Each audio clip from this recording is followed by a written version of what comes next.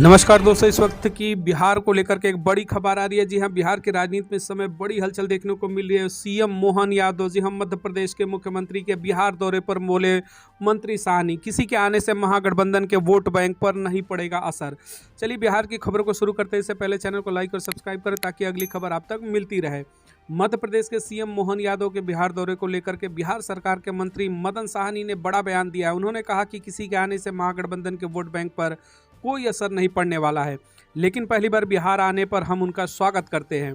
JDU हर seat पर मजबूती से चुनाव लड़ने की करेगी काम।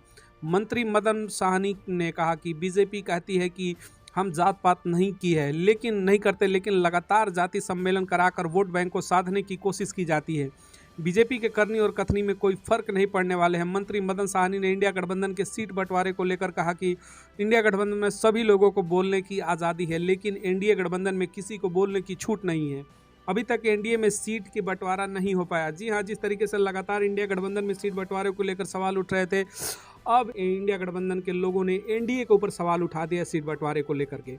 जेडीयू हर सीट पर मजबूती से चुनाव लड़ने का काम करेगी, किसी को ज्यादा परेशान होने की जरूरत नहीं है। हम लोग बीजेपी में नहीं जाएंगे। साहनी ने कहा कि कर्पूरी जयंती को लेकर के जेडीयू पार्टी लगातार काम कर रही है। इस कार्यक्रम में लाखों कार्यकर्ताओं का जुटान होना है। जिला से काफी संख्या में लोग आएंगे। सीएम नीतीश कुमार अति पिछड़ा समाज के सबसे बड़े हितैषी हैं। जी हाँ, जातिगत कार्ड को खेलते हुए यहाँ पर जेडीयू भी नजर आ रही है। उन्होंने बताया कि नीतीश कुमार सबसे बड़े पिछड़ों के हितैषी हैं। इस कार्यक्रम के माध्यम से बीजेपी को उसकी औकात और हैसियत दिखाएंगे। बीजेपी भी जेडीयू की देखा देखी कर्पूरी जयंती मना रही है, लेकिन अति पिछड़ा समाज नीतीश कुमार के साथ है। सीएम नीतीश कुमार के एनडीए में वापसी के संकेत को लेकर उन्होंने कहा कि बीजेपी हमेशा लालायित रहती है कि जेडीयू को साथ लेकर चले, लेकिन अब हम लोग कहीं नहीं जाने वाले हैं। बीजेपी भी यह मानती है कि जेडीयू उसके साथ रहे। हम लोग मजबूती से चुनाव लड़ेंगे।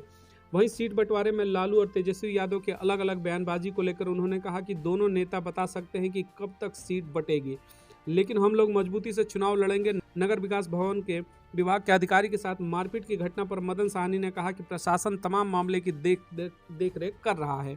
किसका कौन रिश्तेदार है और किन लोगों को संलिप्तता है, इस मामले पर पुलिस काम करेगी। कोई भी आरोपी है उसको पुलिस छोड़ने वाली नहीं है। राम मंदिर के भव्य प्राण प्रतिष्ठा कार्यक्रम में यूपी में सरकारी छुट्टी देने को लेकर के कहा कि भगवान के पास जाने के लिए किसी को कोई नहीं रोक सकता, छुट्टी लेकर कोई भी जा सकता है। इस तरीके से बिहार में इस वक्त की बड़ी खबर आ रही है कि मध्य प्रदेश के सीएम मोहन यादव के बिहार दौरे के बाद इस समय राजनीतिक गलियारे में तमाम चर्चाएं शुरू गई हैं। जातिगत समीकरण को लेकर के भारतीय जनता पार्टी के ऊपर राजनीति करने का आरोप लगा है। कमेंट सेक्शन में अभी बताइएगा कि बिहार की राजनीति में जिस तरीके से मोहन यादव की एंट्री हो चुकी है, क्या भारतीय जनता पार्टी जेडीयू और आरजेडी के गठबंधन के ऊपर भारी पड़ेगा और 2024 लोकसभा चुनाव में क्या नरेंद्र मोदी की फिर से कमल बिहार में खिलेगा या फिर इंडिया गठबंधन तमाम चीज़ों को करते हुए सबसे बड़ी पार्टी उभर कर निकलेगी। मिलते हैं अगली खबरों के साथ। बने रहेगा चैनल के साथ। बहुत बहुत धन्यवाद।